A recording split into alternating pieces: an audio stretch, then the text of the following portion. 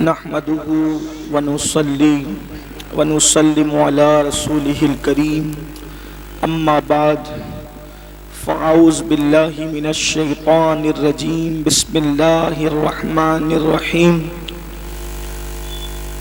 الف لام میم ذلك الكتاب لا ريب فيه هدى للمتقين صدق الله العظيم غوث اعظم بمنی بے سرو ساما مددے قبلہ دین مددے کعبہ ایمان مددے بگرداب بلا افتاد کشتی مدد کن یا معین الدین چشتی الصلاة والسلام علیک یا رسول اللہ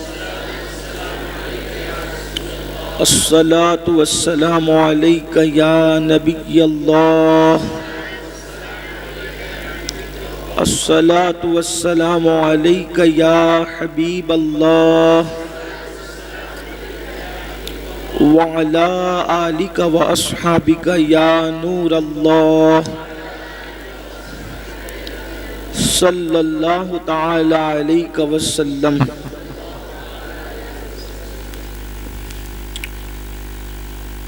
آج ہمارے مرکز پر جو مدرسہ چلتا ہے، یوں تو آپ نے سنا مفتی صاحب سے، یہ بھی کہ مفتی صاحب بھی فرما رہے تھے کہ اپنے یہاں کے جامعہ میں عالم کورس، حافظ کورس کے ساتھ مفتی کورس بھی ہے۔ تو یہ جو مفتی صاحب، مفتی امتیاز صاحب آپ کے سامنے جو مخاطب تھے، یہ اپنے جامعہ کے پہلے عالم دین بھی ہے اور پہلے مفتی بھی ہے۔ یہ چھوٹی سی عمر آپ ان کی دیکھیں، جب یہ ہمارے یہاں طیبہ آڈیو کیبل پر آتے تھے، عبدالرشید بھائی کے مرحوم والد یہ چھوٹے سے تھے، ان کو لے کر کے آتے تھے، بہت چھوٹے سے تھے۔ تو اس وقت کچھ دو چار اشعار نعت شریف کے پڑھتے تھے اور کچھ مسجد کے امام صاحب سے دعا یاد کر لی تھی، وہ دعا کرتے تھے۔ تو ہمیں اس بات کا احساس تھا کہ یہ پڑھیں۔ ان کے گھر کے لوگوں نے معذرت کر لی کہ ہم ان کو نہیں پڑھائیں گے، نہیں پڑھا سکتے، لیکن ہمارے ساتھیوں کی طرف سے ضد اور اصرار رہا کہ نہیں انہیں پڑھائیے۔ یہ جو مفتی صاحب جو بھی آپ سے مخاطب تھے، انہوں نے اسکول کے ساتھ مدرسہ پڑھا، اور یہ بھی آپ کو بتا دوں، اسکول کے ساتھ مدرسہ پڑھا اور تراشن بھر کے مدرسہ پڑھا۔ یہ اپنی والدہ کے ساتھ تراشن بھرنے بھی جاتے تھے اور مدرسے میں بھی آتے تھے پڑھنے کے لیے، اور آج یہ ہمارے سامنے مفتی کی حیثیت سے، اور جو ہے وہ اپنے یہاں جو دوسرا دارالعلوم ہم نے شروع کر دیا پچھلے سال سے، ختم قرآن کی محفل میں جو اعلان کیے تھے، تو اس مدرسے کا نام جامع آل رسول، جو اپنے مرکز پہ چلتا ہے، اس کا نام ہی جامع آل رسول ہے۔ اور یہ جامع آل رسول جو نسبت ہے، آل رسول کہتے ہیں سیدہ فاطمہ سے لے کر امام مہدی تک، حضور کی جتنی اولاد ہے ان سب کو آل رسول کہتے ہیں۔ تو ہم نے سوچا کہ کوئی کسی کے نام سے رکھتا ہے، کوئی کسی کے نام سے رکھتا ہے، تو حضور کی اولاد میں سے کوئی چھوٹنے نہ پائے، سیدہ فاطمہ سے لے کے امام مہدی تک سب کے نام سے ایک مدرسہ ہو جائے، اس کا نام رہے جامعہ آل رسول۔ اور اس کی برکت آپ دیکھ رہے ہیں کہ یہ 250 بچے جو پڑھتے ہیں، یہ آپ یقین جانیں اردو میں نعت پڑھنا آسان ہے اور بچوں کو نعت رٹانا بھی آسان ہے، حالانکہ بچے اگر آ کر پڑھیں، نعت شریف بھی پڑھیں نا، تو یہ بہت بڑی بات ہے، لیکن بچوں نے اردو میں نعت شریف پڑھنے کی بجائے نعت ہی پڑھی، یہ نعت ہی پڑھی، مگر کسی شاعر کی لکھی ہوئی نہیں، بلکہ ان کے مولا کی نازل کی ہوئی نعت، جسے قرآن مقدس کہتے ہیں۔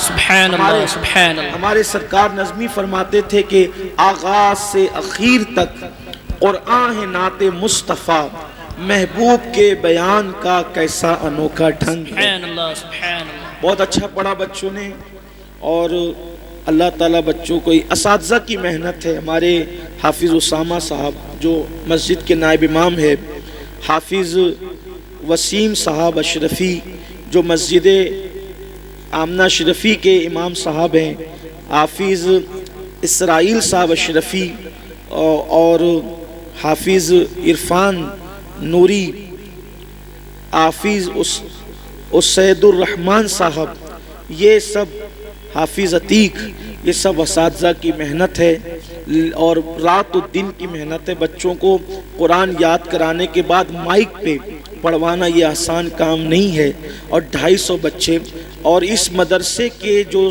صدر مدرس ہے حضرت مولانا مفتی امتیاز صاحب جو نظامت کر رہے تھے، وہ ہے ان سب کی محنتیں، کوششیں، کاوشیں۔ ہم یہاں پر محفل نعت بھی رکھ چکے ہیں، تقریر کی محفل بھی رکھ چکے ہیں۔ مسابقے کی محفل رکھنے کا مقصد یہ ہے کہ ہمارے بچوں میں قرآن پڑھنے کا جذبہ پیدا ہو، اور یاد رکھیں، آپ اچھی طرح جانتے ہیں کہ قرآن جیسی کتاب، آسمانی کتابیں اور بھی ہیں، لیکن قرآن جیسی کتاب نہ اس سے پہلے آئی اور اب اس کے بعد تو کوئی کتاب آ بھی نہیں سکتی۔ قرآن کی بات ہے، قرآن کا معجزہ ہے، قرآن کا یہ اعجاز ہے کہ قرآن کو جتنا پڑھیں جتنا پڑھیں جتنا پڑھیں، ہر مرتبہ اس کی لذت آپ کو ملتی چلی جاتی ہے۔ اور قرآن کی اہمیت ہے، یہ قرآن کی اہمیت ہے۔ یہاں محلے کے لوگوں بھی حاضر ہیں، ہمارے آس پاس کے لوگ بھی حاضر ہیں، تو قرآن کی اہمیت کی وجہ سے، قرآن دیکھو کتنی عظیم کتاب ہے، قرآن کی اہمیت کی وجہ سے اللہ نے ہر فرشتے کو بھی قرآن پڑھنے کی اجازت نہیں دی۔ ہر فرشتہ ہو کر، معصوم ہو کر، وہ فرشتہ کوئی گناہ نہیں کرتا، غیبت نہیں کرتا، اللہ کی مرضی کے خلاف زندگی نہیں گزارتا، پھر بھی ہر فرشتے کو قرآن پڑھنے کی اجازت نہیں ہے۔ مخصوص مقرب فرشتے ہیں، انہی کو قرآن پڑھنے کی اجازت ہے۔ تو جو دوسرے باقی کے فرشتے ہیں وہ اللہ سے عرض کرتے، مولا ہمیں قرآن پڑھنے کی اجازت تو نہیں ہے، اب ہم قرآن کی لذت لینا چاہیں تو کیا کریں؟ تو اللہ فرماتا ہے زمین پر جاؤ اور میرے جو بندے قرآن پڑھتے ہیں ان کے منہ پر اپنا منہ رکھ دو اور قرآن کی لذت حاصل کر۔ یعنی جب حضور کا کوئی غلام قرآن پڑھتا ہے تو وہ کتنا مقدس ہو جاتا ہے کہ اس کے منہ کی کوئی قدر کرے نہ کرے، فرشتے اس کے منہ پر اپنا منہ رکھ کر کے اس کی لذت کو حاصل کرتے ہیں۔ چھوٹے چھوٹے بچے قرآن پڑھ رہے تھے، اور جب اس میں اکثر چونکہ آخری پارے کی تلاوت ہو رہی تھی، جو لوگ سمجھے ہوں گے یقیناً کہیں قیامت کا ذکر، کہیں جہنم کا ذکر، کہیں جنت کا ذکر، کہیں میدان محشر کا ذکر، یہ سب آپ نے سنا۔ اگر آپ توجہ کرتے تو مزید آپ کا میں شکریہ ادا کرتا ہوں کہ آپ نے اپنا قیمتی وقت دیا۔ یاد رکھیں، قرآن سے اپنا رشتہ مضبوط کریں۔ بلکہ اب یہاں عشاء کے بعد تعلیم بالغاں کا بھی نظم ہے۔ اگر آپ بڑی عمر کے ہیں، قرآن پڑھنا نہیں جانتے، آؤ قرآن سیکھو۔ اس سے پہلے کہ موت آئے قرآن سیکھ لو، کیونکہ فرمایا گیا کہ جس نے زندگی میں قرآن پڑھنا نہیں سیکھا اور وہ مر گیا تو قیامت کے دن اس کو اندھا اٹھایا جائے۔ قیامت میں وہ اندھا، اس لیے ہر مسلمان پر لازم ہے کہ وہ قرآن پڑھنا سیکھے۔ ہم اگر 24 گھنٹے میں صرف 1 گھنٹہ دیتے ہیں قرآن سیکھنے کے لیے تو یقین جانیں کہ آپ قرآن چند مہینوں میں، اور 4-5 پارے آپ اچھے استاد سے پڑھنا اگر سیکھ گئے تو انشاءاللہ تبارک و تعالی آپ خود بخود قرآن پڑھ لیں گے۔ اور قرآن پڑھنے کی عادت ڈالیے۔ آج لوگ کہتے ہیں مصیبت میں ہے، بلاؤں میں ہے، پریشانیوں میں ہے، قرآن پڑھیے۔ قرآن کی برکت سے ساری مشکلیں آسان ہوگی۔ اللہ کی کتاب سے بڑی کوئی کتاب نہیں ہے۔ ایک صحابی ہے رضی اللہ تعالی عنہ، ان کا نام ہے حضرت سیدنا اسید ابن حضیر رضی اللہ تعالی۔ یہ صحابی حضرت اسید ابن حضیر رضی اللہ تعالی عنہ، یہ رہتے تھے مدینہ منورہ سے، یعنی کہ کنارے کی بستی میں، کھیت دیہات کے علاقے میں رہتے تھے وہ، اور حضور علیہ السلام سے کبھی کبھار ملنے کے لیے آتے تھے۔ اب صحابہ کی عادت تھی کہ صحابہ اکثر رات کو قرآن شریف پڑھتے تھے۔ اگر میری بہنیں بھی سن رہی ہیں، اگر آپ اکیلے میں جب سب سو جائیں اس وقت آپ قرآن پڑھیں گے نا تو دن میں قرآن کی لذت الگ ہے اور رات میں قرآن کی لذت الگ ہے۔ اور جب آدھی رات گزر جائے تو قرآن کی لذت الگ ہے۔ مولا علی فرماتے تھے، میرے مولا مشکل کشا کہتے تھے کہ جب میرا دل چاہتا ہے کہ میں اللہ سے باتیں کروں، جب میرا دل چاہتا ہے کہ میں اللہ سے باتیں کروں تو میں نماز پڑھنے لگتا ہوں، اور جب میں چاہتا ہوں کہ اللہ مجھ سے باتیں کریں تو میں قرآن پڑھنے لگتا ہوں۔ تو رات میں کبھی قرآن کھول کر بیٹھیے۔ ڈاکٹر اقبال جرمنی سے ڈاکٹری پڑھے ہوئے آدمی تھے، لیکن اس شخص کا قرآن پڑھنے کا مزاج یہ تھا کہ جب وہ قرآن رات کو پڑھتے تھے تو اتنا روتے تھے کہ صبح کو جو ان کے آنسو مصحف قرآن پہ گرتے تھے تو دھوپ نکلنے کے بعد وہ قرآن کے اوراق سکھانے کے لیے ان کے گھر والے رکھ دیا کرتے تھے۔ اقبال کی شاعری میں جو چاشنی ہے وہ قرآن کی برکت ہے، وہ درود مصطفیٰ صلی اللہ علیہ وآلہ وسلم کی برکت ہے۔ ڈاکٹر اقبال نے اپنی قوم سے مخاطب ہو کر کہا تھا کہ تم نے قرآن سے مرنا سیکھا ہے، مرنا، کاش کہ تم قرآن سے جینا سیکھ لیتے۔ بھئی مرنے والوں کے سرانے ہم کیا پڑھتے ہیں؟ سورہ یاسین پڑھتے ہیں، اور عقیدہ کیا ہے؟ حدیث بھی ہے کہ جو شخص سکرات والوں کے پاس قرآن پڑھے گا تو موت کی تکلیف آسان ہو جائے گی۔ تو جس قرآن کی برکت سے موت کی تکلیف آسان ہو سکتی ہے، کیا اس قرآن کی برکت سے زندگیوں کی تکلیفیں آسان نہیں ہو سکتی؟ موت کی تکلیف مشکل ہے یا زندگی کی تکلیف مشکل ہے؟ موت کی تکلیف زیادہ ہے، زندگی کی تکلیف کی کوئی حیثیت نہیں ہے۔ تو فرمایا کہ اقبال کہتے ہیں کہ تم نے قرآن سے مرنا سیکھا، تم قرآن سے جینا سیکھو، قرآن اپنی زندگی میں شامل کرو۔ تو صحابہ کی عادت تھی، قرآن پڑھتے تھے۔ مولانا نے ابھی مفتی صاحب نے موبائل کا ذکر کیا، موبائل ایسا گھس گیا یہ ظالم ہماری زندگی میں کہ اس سے کوئی بچا نہیں۔ جیسے پیسے سے کوئی نہ بچ سکا، اب پیسے کے بعد دوسری مقبول چیز یہ ہے، موبائل سے کوئی نہیں۔ کیا پنڈت، کیا مولوی، کیا امام، کیا لیڈر، کیا امیر، کیا غریب، کیا بوڑھا، کیا بچہ، سبھی اس میں مبتلا ہو گئے۔ ادھر سے گھنٹی بجی ٹن، ادھر سے نکال کر کے دیکھا کس کا میسج ہے نا، بے چین ہو جاتا ہے آدمی، کس کا میسج ہے؟ نادان انون پرسن کا میسج دیکھنے میں تجھے اتنا شوق اور اتنی دلچسپی ہے، کبھی خدا کا میسج دیکھنے میں بھی تجھے دلچسپی ہوئی؟ اس نے بھی تو کوئی میسج بھیجا ہے نا، اس کا بھی تو کوئی فرمان ہے، اس کا بھی تو کوئی حکم ہے، اسی کو قرآن کہتے ہیں۔ آؤ قرآن کی طرف۔ اللہ کے رسول صلی اللہ علیہ وآلہ وسلم نے حجۃ الوداع کے موقع پہ فرمایا تھا کہ میں تم میں دو بھاری چیزیں چھوڑ کر جا رہا ہوں، اور دونوں کا دامن مضبوطی سے پکڑے رہنا، تم کبھی گمراہ نہیں ہو سکو گے۔ فرمایا تھا ایک اللہ کی کتاب ہے اور دوسری میری اہل بیت ہے، اور یہ بھی فرمایا تھا، یہ بھی کہا تھا کہ یہ دونوں کبھی جدا نہیں ہوں گے حتیٰ کہ حوض کوثر پر مجھ سے آ کر ملاقات کریں گے۔ امام حسین نے کربلا میں بتا دیا کہ نانا کے فرمان کی حقانیت کیا ہے۔ فرمایا کبھی جدا نہیں ہوں گے۔ گردن کٹ گئی، حسین قرآن پڑھ کے بتا رہے ہیں لوگوں دیکھ لو ابھی بھی قرآن سے ہمارا تعلق کتنا مضبوط ہے۔ جان سے ہمارا تعلق کٹ چکا ہے لیکن قرآن سے ہمارا تعلق اب بھی باقی ہے۔ اور حسین پاک نے قرآن پڑھا، نیزے پر قرآن سنایا، تو یہ قرآن ہے۔ اور ان کے والد تو کیسے قرآن پڑھتے تھے، مولا علی کیسے فرماتے تھے کہ میں گھوڑے کی ایک زین پر قدم رکھنے کے بعد دوسرے زین پر قدم رکھنے سے پہلے پورا قرآن ختم کر لیا کرتا ہوں۔ ابھی لوگ تامک توئیاں کر رہے ہیں کہ یہ کیسے ہو سکتا ہے۔ فرمان پر سب کا یقین ہے، فرمان پر سب کا یقین ہے کہ مولا علی نے کہا گھوڑے کی ایک زین پر قدم رکھنے کے بعد دوسرے پر قدم رکھنے سے پہلے پورا قرآن ختم کر لیتا ہوں۔ کیسے؟ اگر کبھی وقت رہا تو یہ راز ضرور بتاؤں گا کیسے، لیکن یہاں عنوان قرآن ہے، اس لیے انشاءاللہ کسی موقع پر مجھے یاد دلائیے، جب مولا علی پر گفتگو ہو تو بتائیں گے کہ ایک زین پر قدم رکھنے کے بعد دوسرے زین پر قدم رکھنے میں کتنا ٹائم لگتا ہے۔ کبھی گھوڑا دیکھا ہے؟ اس پہ بیٹھے ہو، سنت سمجھ کے کبھی بیٹھنا۔ پہلے لوگ بارات میں بیٹھتے تھے، اب بند ہو گیا۔ اگر چالو بھی ہو جائے تو مجھے کوئی نقصان نہیں. بینڈ باجا بند کرو, گھوڑے پہ بیٹھ کے جانے میں کیا پرابلم ہے؟ وہ تو سواری ہے نا. اور سنت کی نیت سے بیٹھ جائیں تو بھی ثواب ہی ملنا ہے. گھوڑے پہ جانا جو وہ غلط نہیں ہے, بینڈ باجے کے ساتھ جانا غلط. اللہ کا شکر ہمارے شہر سے یہ بلا ختم ہو گئی ہے.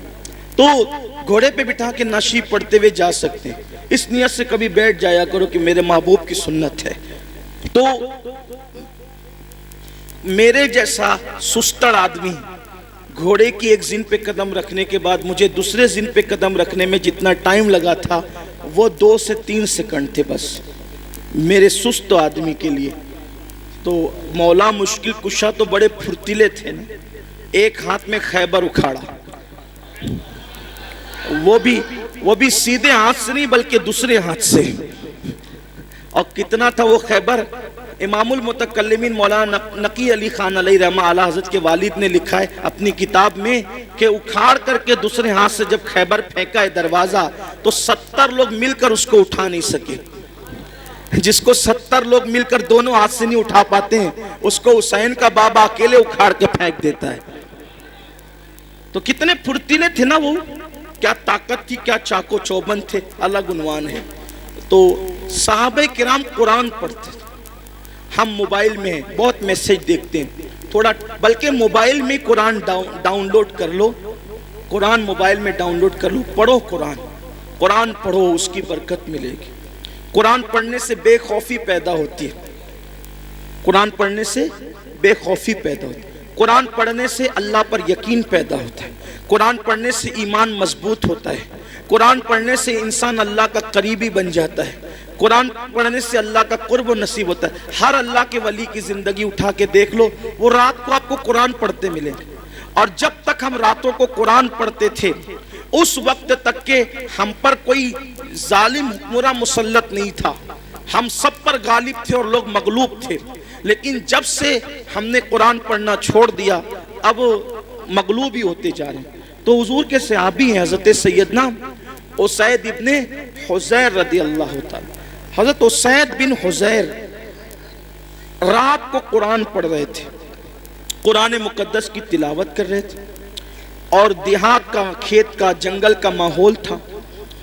ان کا گھوڑا کھڑا ہوا تھا وہاں پر, بندھا ہوا تھا بلکہ گھوڑا, اور پاس ہی میں ان کا بچہ سویا ہوا تھا.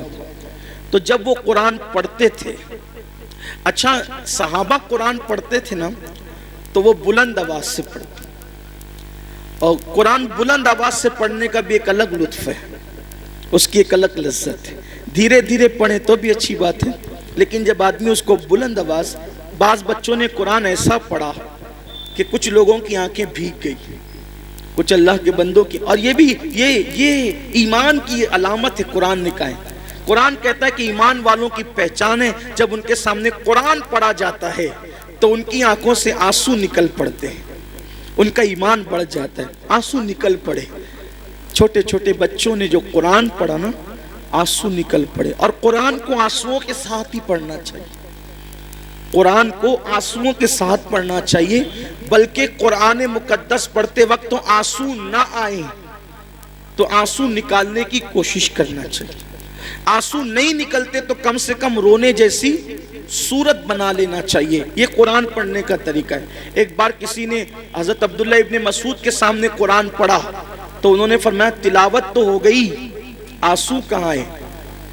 اس لیے کہ قرآن روتے ہوئے پڑھنا چاہیے. اب آج کل وہ رواج نہ رہا تو کم از کم چلیں رونے جیسی صورت ہی بنا لیا کریں قرآن پڑھتے وقت. دنیا کیا کہے گی اس کو چھوڑ دیں. اگر کوئی ریاکار کہتا ہے تو کہے, کوئی روتڑا کہتا ہے تو کہے, ہمیں دنیا سے کیا لینا, لیکن قرآن روتے ہوئے پڑھیں. مگر یہ نہیں کہ روتے وقت یہ نیت کریں کہ لوگ دیکھ کے سمجھے کہ ہم کتنے اللہ والے ہیں, یہ ریاکاری. یہ سوچے نا کہ اللہ دیکھ رہا ہے, اسے پسند آ جائے, آنسو اس کو پسند آ جائے. اسید ابن حضیر قرآن پڑھ رہے تھے. قرآن پڑھتے پڑھتے اچانک انہوں نے کیا دیکھا کہ ان کا گھوڑا بدکنے لگا, اچھلنے لگا. اب گھوڑا ہنہنا کر کے, وہ گھوڑا کیسی آواز نکالتا ہے نا, ہنہنا کر کے جب وہ اچھلنے لگا تو انہوں نے دیکھا کہ بچہ قریب میں سویا ہے, کہ یہ اچھل کود کرے گا کہیں میرے بچے کو کچل نہ دے. تو انہوں نے تلاوت روک دی, اور جب توجہ کی تو کیا دیکھا کہ آسمان سے کچھ نور کی کنڈیلیں زمین پر آ رہی تھی تلاوت کے وقت، اور جب انہوں نے تلاوت موقوف کر دی تو وہ کنڈیلیں واپس جانے لگی۔ پھر انہوں نے تلاوت شروع کی، پھر گھوڑا ہنہنانے لگا، اچھلنے لگا، اور پھر کنڈیلیں زمین کی طرف آنے لگی۔ پھر انہوں نے گھوڑے کو اچھلتے کودتے قرآن پڑھنا موقوف کر دیا۔ صبح کو گئے، بارگاہ رسالت میں حاضر ہوئے تو عرض کیا یا رسول اللہ رات کا حال یہ اور یہ تھا۔ اب غائبدہ نبی نے جب یہ سنا، سرکار فرماتے ہیں تم قرآن پڑھ رہے تھے تو تمہارے قرآن کو سننے کے لیے رحمت کے فرشتے نازل ہو رہے تھے۔ اس کو دیکھ کر کے گھوڑا بدک رہا تھا اور ہنہنا رہا تھا۔ اگر تم قرآن کی تلاوت نہ روکتے، موقوف نہ کرتے، تو پھر کیا ہوتا؟ تم ان فرشتوں کو دیکھ لیتے، ان کی زیارت کر لیتے، وہ جو رحمت کے فرشتے نازل ہو رہے تھے۔ یہ قرآن ہے۔ ہمارا مشن یہ ہے سنی دعوت اسلامی کا، بلکہ سنی دعوت اسلامی صرف سفید امامے والے چند اراکین کی تنظیم نہیں ہے، یہ ہر عاشق رسول کی تنظیم ہے۔ تو یہ اپنی جو سنی دعوت اسلامی، اس کا مشن یہ ہے ہر بچہ قرآن پڑھے۔ اس لیے قرآن کی خدمت کے لیے پورے شہر میں 60 سے زیادہ مدرسے ہو گئے، 2 دارالعلوم لڑکوں کے ہو گئے، 2 دارالعلوم لڑکیوں کے ہو گئے، اور یہ سلسلہ جاری ہے۔ انشاءاللہ تبارک و تعالی یہ سلسلہ مزید جاری رہے گا۔ میری گزارش ہے آپ سنی دعوت اسلامی کے مدارس کا تعاون کریں، مدد کریں، تاکہ یہ سلسلہ چلتا رہے۔ یہ پہلا مسابقہ قرآن تھا، اللہ سے دعا کریں ہر سال یہ ہوتا رہے۔ اور مجھے خوشی ہے کہ قرآن سننے کے لیے آپ اتنی دیر تک کے بیٹھے، اللہ آپ سب کو اس کی جزا عطا کرے، بہتر صلہ عطا کرے۔ دیکھو قرآن کی بڑی برکت ہے۔ میرا یہ پیغام آج میں آپ کو دینا چاہتا ہوں، کم سے کم اپنی عادت بنائیں کہ سونے سے پہلے 4-5 آیتیں ہی پڑھ لیا کریں، ایک رکوع ہی پڑھ لیا کریں، ضرور پڑھیں۔ آپ دیکھیں قرآن شریف میں ایک سورت ہے، اگر سونے سے پہلے اس سورت کو آپ پڑھ لیں، روزانہ پڑھنے کی عادت ڈالیں، تو یہ سورت کی تاثیر یہ ہے کہ آپ جو سوچو گے وہ ہوگا، جو سوچو گے وہ ہوگا۔ اس سورت کا نام ہے سورہ مزمل، 2 رکوع پر مشتمل ہے یہ سورت، اور 5 منٹ سے بھی کم کا وقت لگتا ہے۔ 5-6 دن اگر آپ اس کو ریگولر پڑھیں گے نا سورہ مزمل کو، تو آپ کو یہ زبانی یاد ہو جائے گی، اور آپ سورہ مزمل پڑھنے کے عادی بنے، جادو سے بچیں گے، سحر سے بچیں گے، بلاؤں سے بچیں گے۔ یہ ہے۔ پھر بھوکمری سے بچنا ہے، فاقہ کشی اور غربت سے، یعنی مالدار بننا ہے۔ سوتے ٹائم سورہ واقعہ کی تلاوت کر۔ سورہ واقعہ مالدار بنانے والی سورت ہے۔ ایک مرتبہ حضرت سیدنا عبداللہ ابن مسعود رضی اللہ تعالیٰ آپ کے وصال کا وقت قریب تھا۔ حضرت سیدنا عثمان غنی آپ کے گھر گئے اور جانے کے بعد کہنے لگے بھائی عبداللہ آپ کی بڑی دینی خدمات ہے، اب ایسا لگتا ہے کہ تم دنیا میں زیادہ دن تک نہیں رہو گے، اور تمہاری بیٹیاں ہیں، اور آپ مجھے وصیت کر دیں کہ میں آپ کی بیٹیوں کے لیے کیا خدمت کر سکتا ہوں۔ حضرت عبداللہ ابن مسعود اٹھ کر بیٹھ گئے، کہنے لگے عثمان میرے بھائی یاد رکھو میری بیٹیاں کبھی بھوکی نہیں رہے گی، میری بیٹیاں کبھی فاقے سے نہیں رہے گی، میری بیٹیوں کو کبھی مال کی تنگی نہیں ہوگی، آپ پیسوں کی بات نہ کریں۔ حضرت عثمان غنی نے کہا کیوں عبداللہ، ہم تو یہ سمجھ رہے تھے کہ تمہارے پاس مال نہیں ہے، اتنے یقین سے جو بات کہہ رہے ہو ایسا لگتا ہے کہ شاید تم نے بیٹیوں کے لیے بہت مال اکٹھا کر رکھا ہے۔ عبداللہ بن مسعود کہتے ہیں نہیں، بیٹیوں کے لیے مال اکٹھا نہیں کیا ہے، مجھے اپنے نبی کے فرمان پہ بھروسہ ہے۔ اللہ کے رسول علیہ السلام نے فرمایا کہ جو سونے سے پہلے سورہ واقعہ کی تلاوت کر لے گا اس کے گھر میں کبھی فاقہ کشی نہیں ہو سکتی۔ میں نے میری بیٹیوں کو سورہ واقعہ کی تلاوت کرنے کا عادی بنا دیا ہے، جب تک وہ سورہ واقعہ پڑھتی رہے گی انشاءاللہ کبھی ان کو فاقہ کشی کی نوبت نہیں آئے گی۔ یہ صحابہ کا یقین تھا۔ بہت ساری بچیوں کو رشتے نہیں آتے، سورہ یاسین پڑھیں، عصر کے بعد پڑھیں، ان کو اچھے رشتے آئیں گے۔ قرآن میں سب ہے لیکن قرآن پڑھنا نہیں چاہتے، تعویذ لینا چاہتے ہیں، وظیفے پڑھنا چاہتے ہیں۔ قرآن سے بڑھ کر کون سا وظیفہ ہے وہ بتائیں نا آپ، قرآن سے بڑھ کر کون سا وظیفہ ہے؟ دیکھو حضور غریب نواز رضی اللہ تعالیٰ جےپال جوگی کے سارے جادو کا جواب صرف ایک آیت سے دیا ہے غریب نواز نے، اس کو آیت الکرسی کہتے ہیں۔ آیت الکرسی سے جےپال جوگی ہار گیا، غریب نواز کے مقابلے میں نہیں آ سکا وہ۔ سورہ فلق سورہ ناس پڑھ کے دم کیجئے، نظر بد ختم ہوگی۔ بچے جو شام کے وقت رات رات بھر روتے ہیں، فلق اور ناس پڑھ کر دم کرو، بچے رونا بند کر دیں گے، نہیں روئیں گے بچے۔ نظر لگتی ہے، 3 مرتبہ لیلاف قریش پڑھو، نظر فوراً ختم ہوگی۔ اب آپ کہیں گے ہم تو کرتے ہیں نا لیکن اثر نہیں ہوتا، یہی بات خاص ہے، یہ بات خاص ہے۔ ایک مجھے بہت خوبصورت بات یہاں یاد آئی، ہمارے مرشد آبرو سلسلہ چشتیہ شہباز اولیاء حضرت سیدی بابا فرید الدین گنج شکر رضی اللہ تعالی، یہ سلسلہ چشتیہ کی آبرو ہے بابا فرید، بڑے پیارے بزرگ ہیں بابا فرید الدین۔ غریب نواز نے کہا تھا قطب الدین ایسے شہباز کا تو نے شکار کیا ہے کہ اس کے ذریعے سے قیامت تک تیرا نام زندہ رہے گا۔ بابا فرید کے پاس ایک عورت آئی اور آ کر کہتے سرکار میری بیٹی کی شادی ہے، پیسوں کا انتظام نہیں، سرکار انتظام کر دیں۔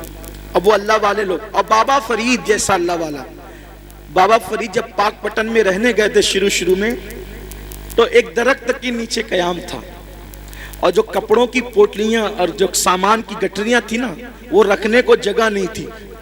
پنجاب کے لوگ یعنی پاک پٹن کے لوگ بہت ستاتے تھے، رہنے نہیں دیتے تھے، تو سامان کہاں رکھیں اپنا، تھا تو تھوڑا ہی سامان، جگہ تو چاہیے، تو درخت پہ لٹکا کر رکھتے تھے سامان۔ اب جس کا خود کا چھت نہ ہو اس کے پاس آئیے کیا کہنے، میری بیٹی کی شادی نہیں ہے، شادی ہے پیسے کا انتظام ہے۔ اب بابا فرید، او بابا فرید، فرید مطلب فرید، یہ ان کا نام نہیں فرید، ان کا نام ہے مسعود اور ان کا لقب ہے فرید۔ فرید کا مطلب ہوتا ہے یکتا، یکتا، بے ہمتا، کوئی ہمسر نہیں، کوئی ثانی نہیں ان کے دور میں، وہ تھے فرید الدین۔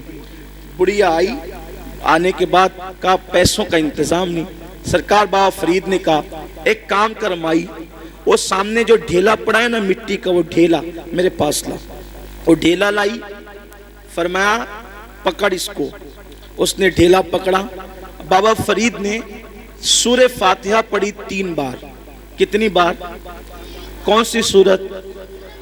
سورہ فاتحہ کا مطلب زور سے بولیے، الحمدللہ ہی سب کو یاد ہے نا۔ سورہ فاتحہ 3 بار پڑھی، دم کیا، فرمایا اس کو ڈھانک لے اور گھر جا کے کھولنا۔ ڈھانک لیا، گھر جا کر کھولا تو وہ سونا بن گئی، مٹی کیا بن گئی؟ سونا بن گئی۔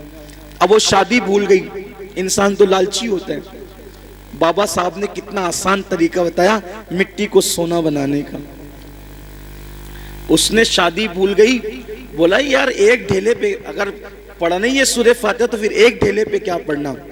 وہ ڈھیلے ہی جمع کرتی رہی مٹی کے، پورا گھر بھر دیا ڈھیلے سے، اور جب رات ہوئی تو فاتحہ پہ فاتحہ، فاتحہ پہ فاتحہ، فاتحہ پہ فاتحہ پڑھتی رہی، پھونکتی رہی، پڑھتی رہی، رات سے صبح ہو گئی، وہ مٹی کے مٹی رہی۔ اس نے کہا بابا صاحب نے تو میرے سامنے یہی پڑھا تھا، اس کے سوا کچھ نہیں پڑھا تھا، اب سونا بنا دیا، اور میں رات بھر پڑھی، غصے میں صبح آئی، کہا سرکار کیا بات ہے یہ؟ فرمایا مائی کیا ہوا، تیرا مسئلہ تو حل ہو گیا، ناراض کیوں ہے؟ کہا کہ آپ نے سورہ فاتحہ پڑھا تو مٹی سونا بن گئی، میں پوری رات، آپ نے صرف 3 بار پڑھا تھا، میں پوری رات پڑھ کے پھونکتی رہی، وہ مٹی کے مٹی رہی۔ اور صحیح بتانا آپ نے فاتحہ کے سوا کچھ پڑھا تھا؟ کہا نہیں فاتحہ ہی پڑھا تھا، کچھ نہیں پڑھا تھا۔ تو کہا کہ آپ پڑھتے ہیں تو سونا، ہم پڑھتے ہیں تو مٹی۔ بابا صاحب نے مسکرا کے کہا او مائی فرید جیسی زبان تو لا، فرید جیسی زبان تو لا۔ کسی کو ٹائیفائڈ ہوتا ہے، ٹائیفائڈ کا مزہ، چائے پیتا ہے تو کیسی لگتی ہے؟ کڑوی۔ کیسی لگتی ہے؟ بولو چائے کڑوی ہے کہ زبان کڑوی ہے؟ کیا کڑوی؟ آدمی کہتا ہے چائے کڑوی ہے، آدمی کیا کہتا ہے؟ چائے کڑوی نہیں ہے، اگر چائے کڑوی ہوتی تو سب کو کڑوی لگتی، تیری زبان کڑوی ہو گئی ہے، کیوں؟ کیونکہ تجھے بیماری ہے، بیماری کی وجہ سے تجھے چائے کڑوی لگ رہی ہے۔ ایسے ہی جیسے ٹائیفائڈ والوں کو چائے کڑوی لگتی ہے، ویسے ہمیں گناہوں کا ٹائیفائڈ ہو گیا ہے۔ جس دن یہ گناہوں کا ٹائیفائڈ ختم ہو جائے گا، ہم بھی سورہ فاتحہ پڑھیں گے اور مٹی سونا بنتی چلی جائے گی۔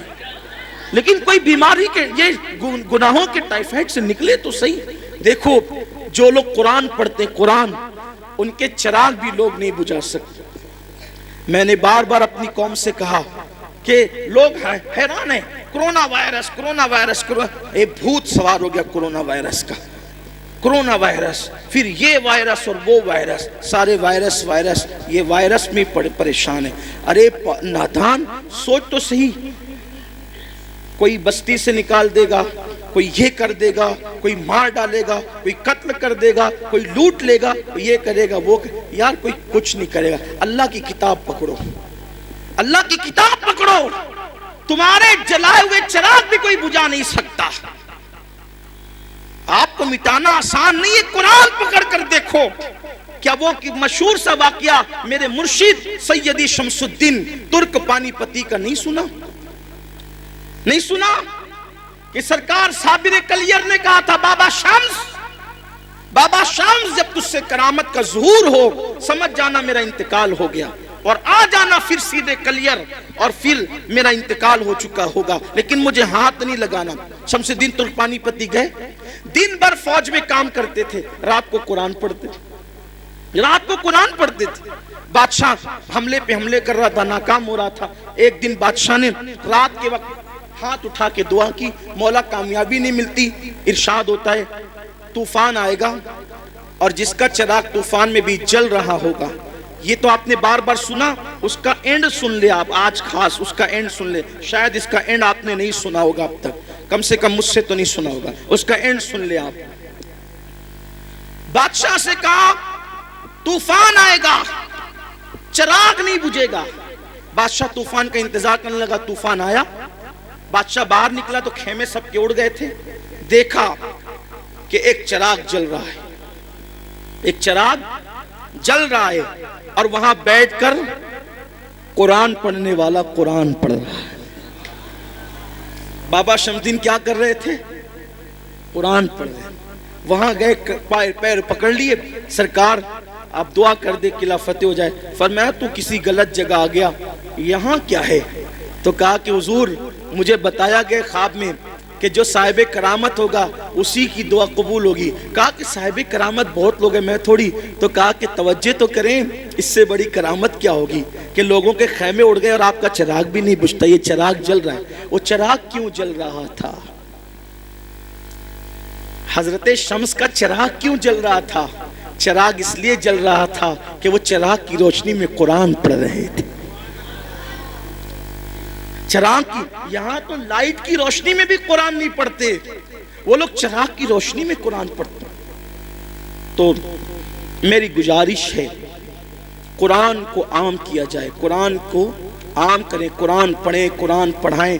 اللہ تعالی ہم سب کو قرآن پڑھنے کی توفیق عطا فرمائیں، اور آج کی اس مبارک محفل میں عہد کر لیں کہ اپنے گھر کے ایک بچے کو توجہ میری طرف کر لیں۔ بس اب اختتام ہو گیا، یہ جج حضرات تشریف لے آئے ہیں۔ جب جج آ جاتے ہیں تو پھر اپنی ضرورت نہیں رہتی، اور یہ لوگ مجھے بٹھاتے اس لیے کہ جب تک جج نہیں آئے تب تک بیٹھے۔ یہ کوئی تقریر سننے کے لیے تھوڑی بٹھایا ہے، یہ تقریر کہا کہ جج آئے تب تک بولیے نا۔ تو ہاں جزاک اللہ، بڑی نوازش، اللہ آپ لوگ کو محبت و سلامت رکھے۔ اصل زندگی ہنس بول کے گزارنے کا ہی نام ہے۔ ہاں، غصے گرمی والے لوگ چڑچڑے ہو سکتے ہیں، متقی نہیں ہو سکتے۔ حضور سب سے بڑے متقی تھے، لیکن سب سے زیادہ مسکراتے تھے۔ مسکراتے رہیے، مسکراتے رکھیے۔ جس کی تسکین سے، میرے امام نے کہا، جس کی تسکین سے روتے ہوئے ہنس پڑے، اس تبسم کی عادت پہ لاکھوں سے۔ میری گزارش ہے، سنی دعوت اسلامی جیسی تحریک آپ کے یہاں اللہ کے کرم سے موجود ہے، ہمارے یہاں موجود ہے۔ اپنے گھر کے ایک بچے کو عالم دین حافظ قرآن بنائیے۔ اللہ کے لیے بنائیے، آپ کا گھر محفوظ ہو جائے گا۔ اگر آپ کا بچہ حافظ قرآن بن گیا نا، حافظ قرآن، تو وہ اپنے گھر کے خاندان کے 700 لوگوں کے، ایسے 700 لوگوں کی بخشش کرائے گا جن پر جہنم کا عذاب لازم ہو چکا ہو، یعنی جن کے لیے فیصلہ ہو گیا کہ یہ جہنم میں جائے گا، وہ حافظ قرآن اللہ سے کہے گا مولا میں حافظ تھا نا، یہ میرے خاندان کا آدمی، اس کو بخش دے۔ اللہ کہے گا جا تیری وجہ سے بخش دے۔ 700 لوگ، وہ اتنوں کو لے جائے گا تو اس حافظ کا مرتبہ کیا ہوگا، اور اس کے ماں باپ کا مرتبہ کیا ہوگا، سبحان اللہ، کیا مرتبہ ہوگا اس کے ماں باپ کے سر پر ایسا نورانی تاج رکھا جائے گا کہ اس کی روشنی سے پورا میدان محشر منور ہو جائے گا۔ اور اتنا آسان ہے بھائی، کتنا آسان ہے۔ میں یہ نہیں کہہ رہا ہوں آپ کو اسکول سے ہٹا لو، نہیں، اسکول پڑھتے ہوئے حافظ ہے۔ یہاں جتنے بچے اسکول پڑھتے ہوئے حفظ کر رہے ہیں ذرا کھڑے ہو جاؤ تو۔